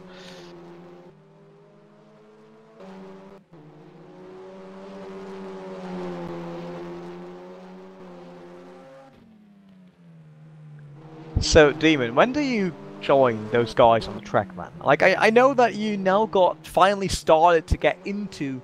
I knew you were going to get around to this. I knew you were going to get around to this. Let's say you went on for driving. I don't want to say racing because what I saw on your stream isn't considered racing, not even on a racetrack. But I don't get knocking on Euro Truck Sim 2. You went from being a stadium caster to becoming a truck, like a lorry driver. A truck driver. Yeah. Where do you want to go with your career then? Look. My dad was a truck driver. You want to start on truck drivers? Like, what's going on here? He was a truck driver for many years. It's a valid profession. I just enjoy it. It's quite enjoyable. I don't know why. I was literally trying to figure this out on the stream yesterday. Like, how is this enjoyable? How is driving a lorry enjoyable? I don't know, but you could argue, obviously, down to racing. Obviously, why do people like to compete in racing? I don't understand the human psyche, honestly. I personally don't understand why I enjoy it, because it is, when you look at it as a viewer, you think, what? It's just driving around really slowly. I don't understand. I mean, I know that you're into games where reaction time is not a problem, because first of all, you're old. And say that's true. That's you're true. Doing football manager, more strategic these days. I'm more strategic.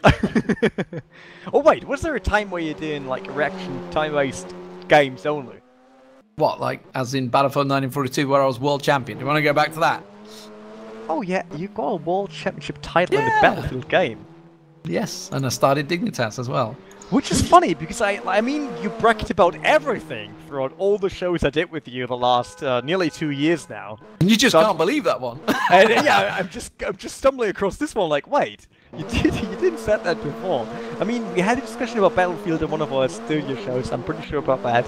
But I didn't know that you're a world champion on that. Was it with Dignitas then? We had a 143 game unbeaten run. And then when I was away going to a LAN, they lost the game. I found out when I got there. I was like, are you kidding me? We lost to some random German team, ironically. But wait. 100, how many? 100? 143 games. Since I know how old you are, was that before internet was invented? Was that the reason why you had we that used run? to play, back then, we used to play 3 games a night. It was like proper hardcore, plowing through, no problems. And it's 10v10 as well. Oh, going back to the old days of esports. The old quality days, yeah. Yeah, I mean, it was enjoyable back then. I don't want to lie. I mean, you do realize back then it was also when I was casting various racing games that remain unmentioned, but you cyber games racing events. games? Of course I did. Davy skills. I know. That's why I was talking. True. Yeah, you see? did Davy skills. Yeah, I remember that one. Like, I was like, wait, you don't. Many have moons more ago, experience Forza with 1, this Forza 2, and I think I did Forza 3 as well at some point. And then I kind of like stepped away from it. now. Yep, that happens, Steven. I mean, I'm pretty sure you took the right decision there. Well, I've cast just about every game going. I think I've got every game, every genre out there. I don't think there's any genres I haven't cast. Ah, well, actually, tell a lie. There is a genre I'm not cast, and that would be like the Hearthstones of the world, the card games and stuff. Oh wait, so you did something like StarCraft or Warcraft? No, I did Supreme Commander. I did Warcraft. What else have I done RTS wise? Yeah, Subcom I was like the main caster for that. And actually, that's where I know TLO from, obviously, the German StarCraft player, because he was one of the top players in Subcom. And he still says Supreme Commander had harder micro than StarCraft. Because you're dealing with thousands of units rather than, I would say, hundreds. You probably get close to 100 units. That's true. There's a slight difference in the numbers there. Oh dear, what is this? Yeah, I'm still waiting for the apples. I mean, they let us more or less let us die here right now on the stream. We need to talk about Demon's career. Oh no! Oh, I just say that you just need to blame them. Blame them and and bam, race is on. Yeah. Yeah. So okay, so we're gonna have a warm-up lap here to start with. Obviously, to see how things go out, parade laps. So Jordi San Andreas is starting on pole. So poor old Juan Gerardo, something happened. Obviously, we don't know what's happened with marshals and stuff and times and people being knocked back. But they have shuffled around a fair bit, because I see Borges is in there in 5th place now. And Krasniewski in 7th, so okay. How can Krasniewski start in 7th position? Carlos Lagadea. I don't even remember seeing him in the race. Wait, did they did something wrong here. Lagadera in 10th? Yeah, I mean, Gerardo's in 12th, if that's the correct grid position. Yeah, it is, because Jordi San Andres is on 1st, and that can't be true. Adria Perez and Pablo Lopez, they're probably right. Borges is wrong. I mean, even if this would be reversed grid order by qualification, it's wrong because Ballesta is on 9th. Should be 10th, yeah. I don't understand what has happened here. Total chaos. I mean, there's chaos in racing everywhere. Azerbaijan was weird. I know that the WTCC is tweeting out someone took their Joker lap. I was only aware of Joker lap in Rallycross. I didn't know it's also in touring cars now.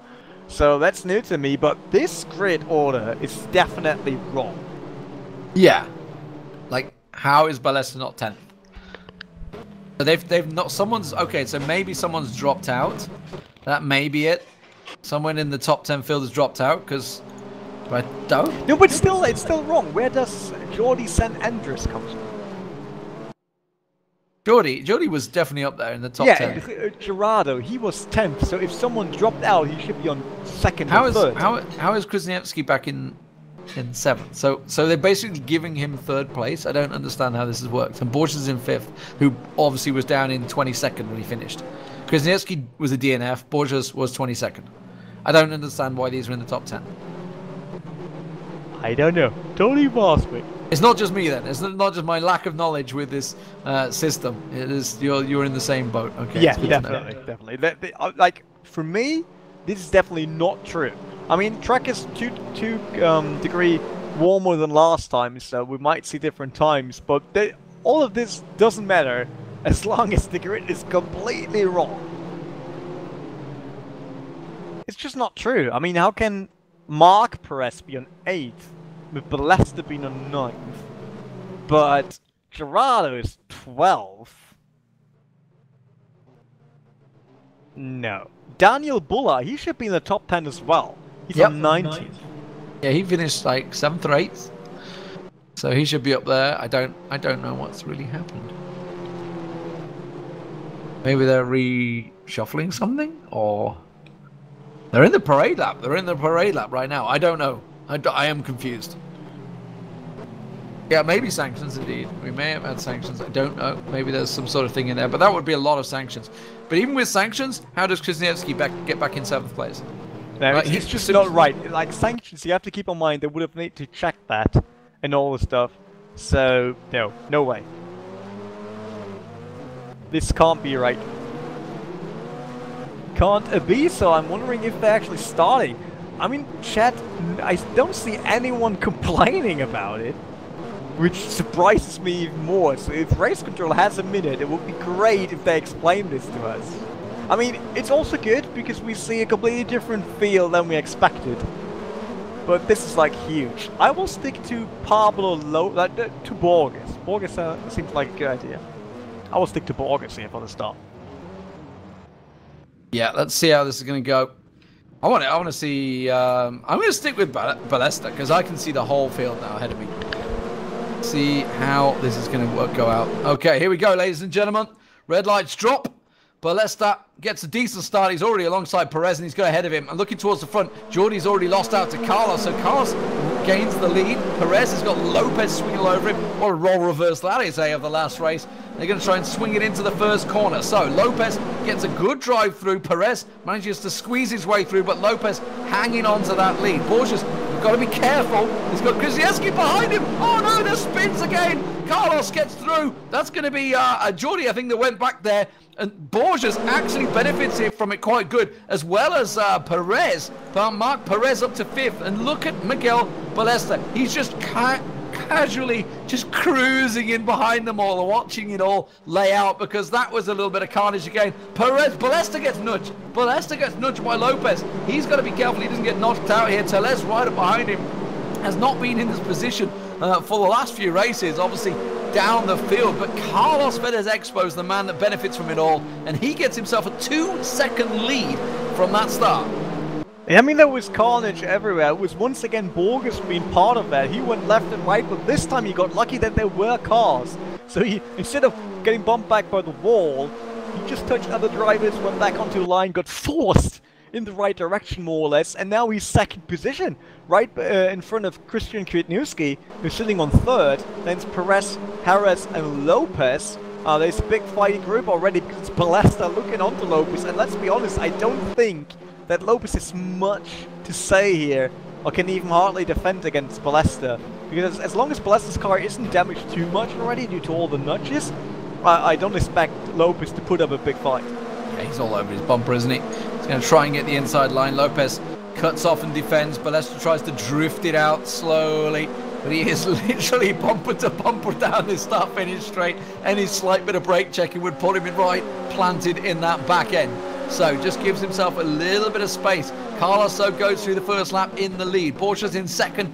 Kwasniewski in third place. Again, it's going to be a little put out by that amount of nudging that went on, and it was Borges who was right up behind again. So he's going to be really aggrieved by it. Ballesta trying to squeeze on through on Lopez. I think he's got the position he has. He should be able to get on through. He's going to have the inside line coming into the second corner, and he will take himself 6th place. Yeah, that was a good call move by Ballesta. Once again, he was looking for the opportunity, not really forcing it. And then it was Lopez running a bit wide. Ballesta had a lot of grit on the front axle. Lopez crashing into the inside of Ballesta. He wants to get back his position, but that was more or less some sort of a dive bomb there. Ballesta now struggling a bit after that big hit on his rear fender, but still in the lead. And as long as the damage is not too big, I don't think Lopez will have another chance to get back onto this. No, and I think Ballesta, I can see that he's doing the slow him to pit mark. I think that's like just a sign to say to the admins, watch this, watch this, watch this. So you see it in racing all the time. People calling in the pits. Wow, Ballesta almost straight up the back. That was a heavy braking from De La Hera there, wasn't it? Yeah, De La Hera's way too hard, too early on the brakes. Ballesta was feeling like everyone else around him was in slow motion, and he was still running on the hyperdrive coming into that turn, but he was missing De Hera's. That was good because that cost him a lot of time already, but with bumping into the back, it would have been even worse. Kwasniewski, he's not really on the pace of Borges when we look back into the top 3, because Borges actually creating a 1 second gap in between him and Kwasniewski, but there's still 1.5 seconds to go to Expo. But from what we saw in race 1, I don't expect Expo to be all on his own for the rest of the race, because Borges and Kwasniewski, they will be faster. Yeah, and Perez, but Lopez trying to get past Ballesta there. He's having to go defensive at the moment. Lopez is really all over his sides at the moment. So Ballesta, whether he did actually get a little bit of damage, I don't know, because Lopez really trying to put a challenge in.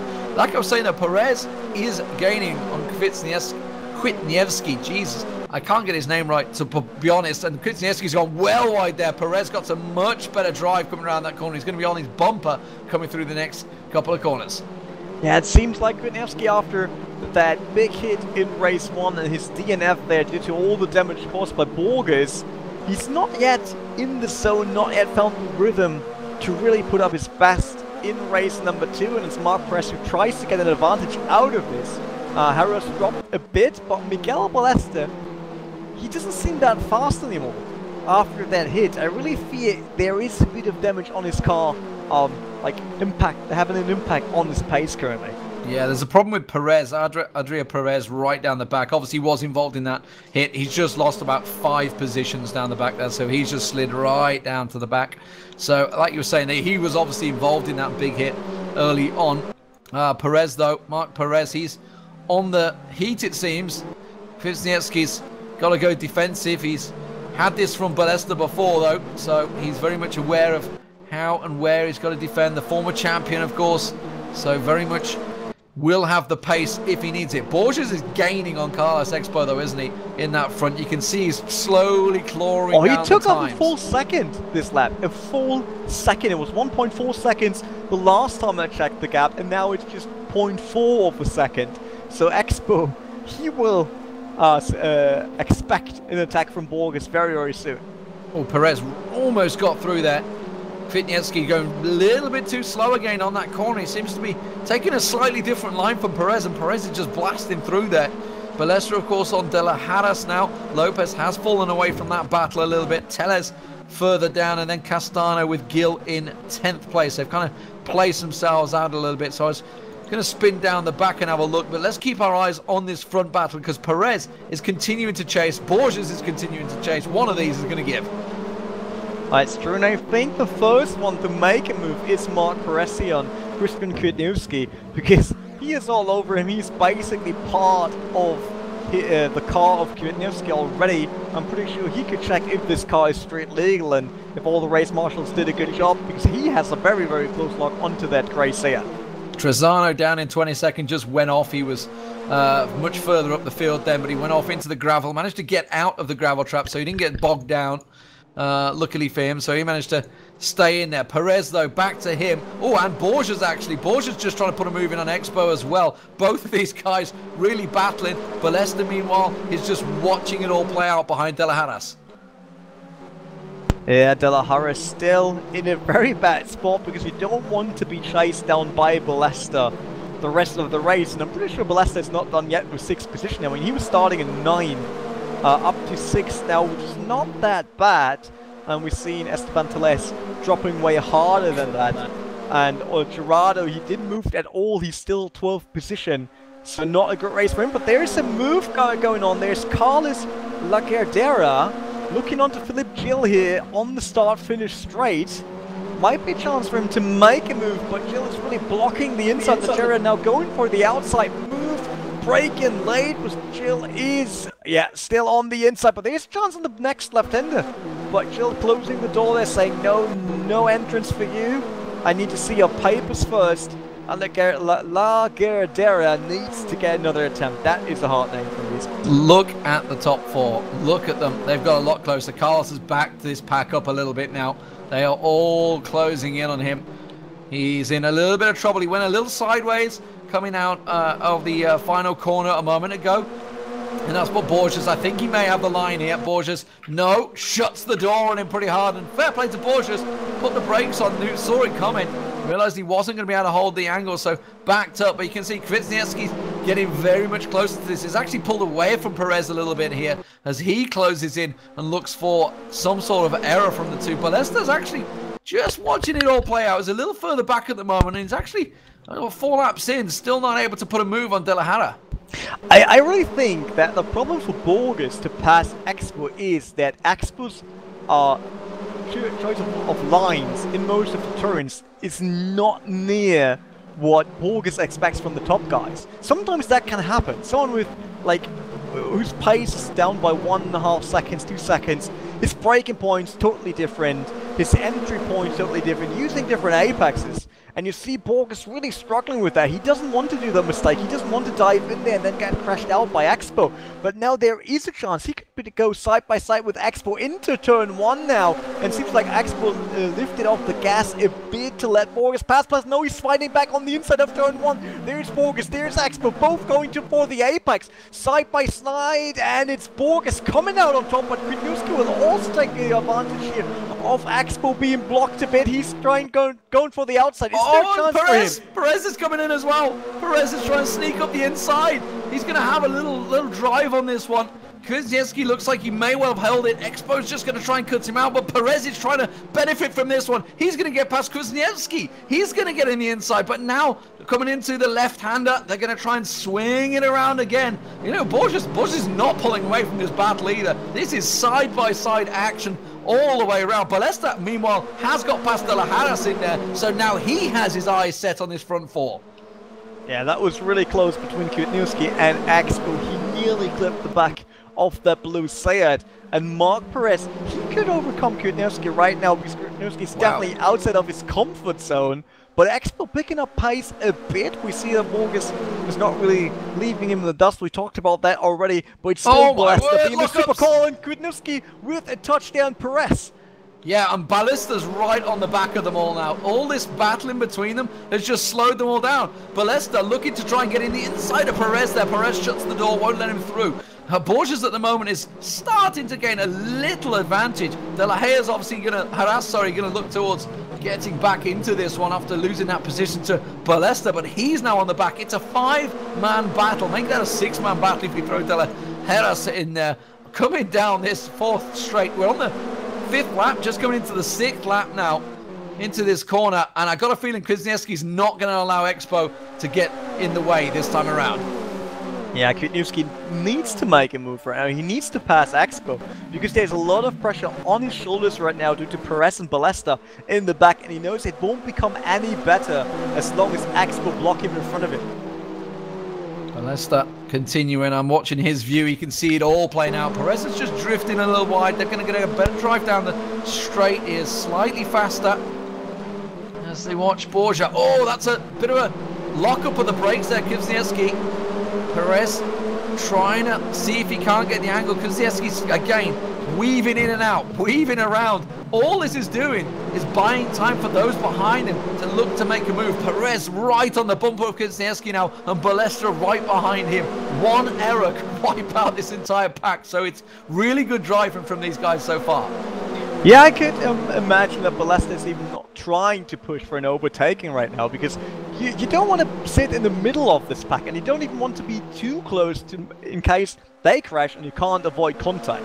So I guess fifth position for him is the right position right now. Oh, he's got him. Expo still needs to go there. There's Kwiatkowski diving on the inside of Expo, making the move, touching him a bit. He's going wide there. The blue car of Expo really wide, giving another chance to Perez. Now he's under a lot of pressure. Balestra is on his back. Perez on the outside, opening the door for Balestra, slightly touching because Perez wanted to make a move on Expo, nearly touching Balestra there. Oh, but he's going to be in a really bad position coming into this one. Expo spins Perez.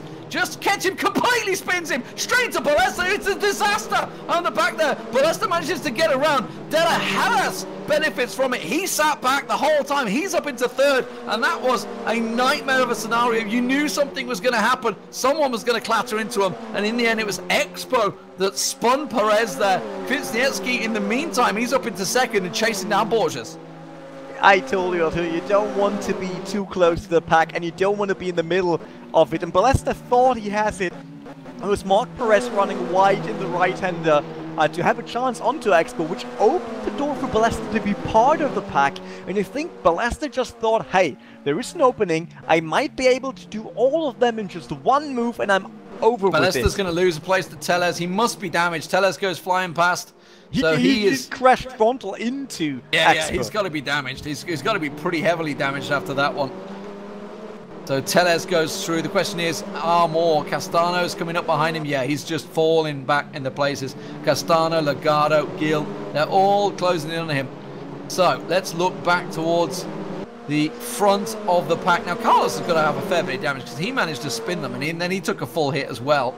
But he seems to be okay at the moment. Balestra does lose another place to Castano.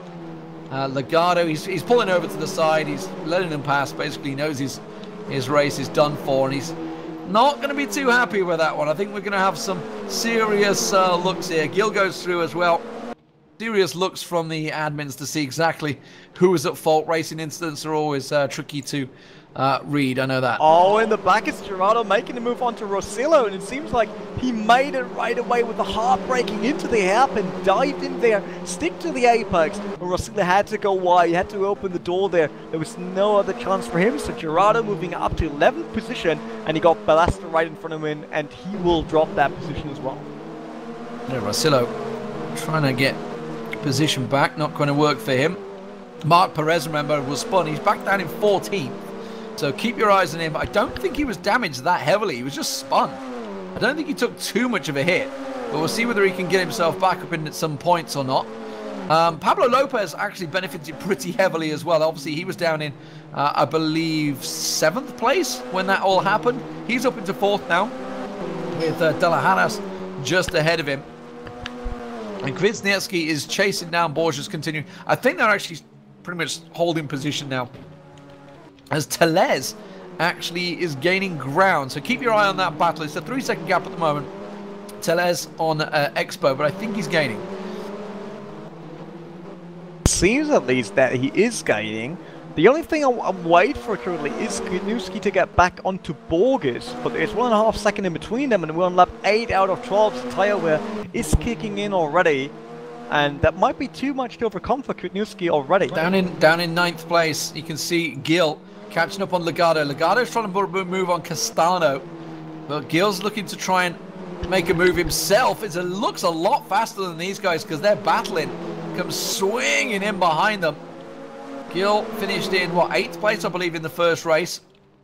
Castano. Legardo, sorry, flinging it on there. Gil tries to take advantage, but has to slam the brakes on in the end.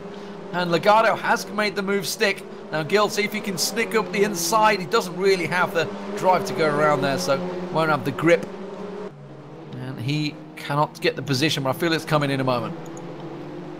Yeah, there's definitely a move lining up Carlos going soon. into pits. Who went into pits? Carlos Expo. Oh. That's not good at all. That's not what you want to do in such a sprint race. Lap 9 out of 12. So we're nearly done, and currently it's still Borges leading in front of Kwiatkowski, and then it's De La Harras, who's under a bit of pressure by Pablo Lopez already, and Teles, the lucky guy. He's doing a drive-through, isn't he? So is that a penalty he's had to take? I'm guessing, after spinning Perez. Perez in 12th, by the way, almost in the points again. And is actually right on the back of Cavero. Rosillo actually trying to sneak through on Gerardo again. That's a battle that's been going on for a while, isn't it? And Gil still didn't get past Castano either. So these guys all close to each other, but not really putting a move in. Lopez may go for De La Harras, but he's a long way off. And what with 3 laps to go, looks like he's running out of time. Yeah, not many corners and turns up there to make a move onto someone. Perez now, Marc Perez back on 11th, lost the position to no, that was Marc Perez winning a position just against Cavero, Fabio Cavero. Yeah, that was the yellow Seat of Cavero getting bumped a bit on the apex, and Marc Perez went through there, had to fight his way onto 11th position, but that was a good move. And there's Jose Miguel Rosilla still fighting with Gerardo. Gerardo doesn't seem to be on pace right now. Yeah, and well, Perez is going to benefit from it, isn't he? They're battling, and Perez is sneaking up behind them. As they're focused on their battle, he's closing in, and he's closed that gap very fast. He is obviously a much quicker driver. Finished qualified in 2nd place on the grid, just behind Bastello, but who is he out now? Is he? No, no, Ballesta's all the way down 16th. Okay, so he hasn't gone completely out. So even though his car's completely crippled, he's down in 16th and still holding. Carlos Expo obviously went through the pits. He's in 15th now, so very much out of the race. Borges still leading it. Kwiatkowski still in 2nd place. Obviously did not finish though in that first race, so needs all the points he can get. This is a 7-race series, or 7-track series I should say, with 14 races obviously in there. Seems like there's a potential move between Gerardo and Rosilla, and Gerardo's dropping a position. Nope, getting it back on the right end. I got lucky there because Rosilla was really, really fast, but the inside, that's Marc Perez clipping the curb. And it's Cavero who has to run wide then to avoid any contact. So there's a lot of action going on around position 10 now, with Marc Perez, who wants to push for the top 10. Yeah, that's his aim. He wants the points from top 10. He's going to get it. He's going to get it. He's going to sling it at the inside here. Rosillo's having to go wide. Gerardo is going to be quicker on the exit as well. So Perez makes his way through to 10th place. The question is, can he get 9th now with Gerardo just ahead of him? I feel he can. I feel he's a better driver than these guys around him. So he's got, in fact, he's looked like he may well take it in a second the way he's going, though. They're swinging around all over the place. Tapped the brake a little bit too hard there, maybe. Doesn't quite have the exit that he wanted, and Rossi may think about making another move on him. This is dangerous. Is he going to sling it at the inside? No, he holds it, and I think Perez kind of made a mistake there, didn't he? Oh, there you go. Rossi lost the grip on the back, and Cavero sneaking through as well. Great fights down there, but Kwiatkowski putting a pressure on Borges now. There's only half a second between them, but they are on lap 11. So if he wants to do anything, it has to be done in this lap. But he came pretty close to Borges now. Have a look at this. Kwiatkowski really putting on the afterburner on his Seat to catch Borges there for the lead. Well, Perez all over the back of Gerardo coming into the first corner. He's going to try and get the position. Oh, Gerardo's completely made a hash of it. Locked up completely. Perez will go through there. No battle whatsoever. So he's through into 9th place. So Perez recovering quite nicely. But yeah, going back to that front battle. Look at him. Kwiatkowski right over the bumper of him, Borges. He's got 1 lap to do this in. Can he get that first place? And remember, these are the guys that clashed. Kwiatkowski blamed Borges for going out in that first race. He wants this spot. And why not? This is racing. You should want the spot right in front of him. And Kwiatkowski is definitely all over Borges, running a bit right coming out of that turn. All the dirty air. But these cars don't rely that heavily on aerodynamics, where we see Borg is blocking off Gitnewski, and he was totally surprised by that move. Had to slam the brakes, put everything on it, brought his family, everyone to step on the brake pedal just to avoid crashing into Borges there. Yeah, I mean, literally, it looked like he slammed into the back of him. I think he managed to stop just in time, but the brake check, I don't think it's going to be too appreciated for these two. He may well have a better position, though. Borges hanging on at the moment. The Portuguese man trying to keep him fended off here as we come into the final over the line. And he will hold position. It was a little brake check. De La Harris. Oh, Lopez tried. De La Harris just about goes over the line, side by side. Just a, what, 700th of a second between the two. Tellez goes into 5th place. Legardo in 6th place. Castano, well, Gil tried to put a move in. Not going to happen for him. Gil in 8th place. Perez, good recovery from him after the spin. Finishes in 9th. He won't be happy with that, though. And Gerard... Fight still going on 18th position. Bulla versus Gonzalez and Trenzano. They are not done yet, coming through the last turn, but it's Bulla coming out on top of that group. So I guess he'll score 18th position. Yep, that looks good. Crossing line and done. Done and dusted. What a race. Not too sure on the exact start positions and what exact penalties have stood out, but it was an entertaining race nonetheless. Kvitniewski coming in 2nd place. I think he's going to feel a little aggrieved that he didn't get first there, but Borges took it successfully. He avoided the damage early on, obviously, of the chaos that happened, which he was involved in the first time around. This race, he avoided it and managed to just benefit from it enough. Again, a lot of marshals got to look at this race because there was some crazy action back and forward, but fantastic start race there, Rene, in Catalonia. Yeah, definitely. Catalunya always one of those iconic tracks where you're sure to get good racing action. That's exactly what Cloud Sport brought us today with the Seat León Cupra Eurocup online here. I mean, cup cars, can't do wrong with them. Not too much aerodynamics, so you can have close fights, and that's exactly what we saw. I mean, let's be honest, if they would rely more on aerodynamics, it would have been a lot harder to get that close. Yeah, so overall, I mean, who comes out as the winner here? I don't know. I'm just trying to think. Is it going to be Borges? No, because obviously he didn't get the points. Kwasniewski didn't really get points. Perez may well be. He finished 2nd and 9th. Gil, obviously, I think he had 8th both positions. Tellez was up there in the top 10 both times. Pablo Lopez, actually, probably is one of the leaders as well. He certainly picked up some decent points. 4th place, I think, in both races for him, if I'm not mistaken. So, race number 1, or let's say event number 1 of Season 2 is done for now. Another 6 coming up next, so you should definitely check out the Cloud Sport YouTube, Facebook, and Twitter to be informed about the next race, or even qualify yourself on the Hot Lap leaderboard for one of these events, and then join us onto the next semifinals and the next finals on another track in R Factor 2. See you there, goodbye.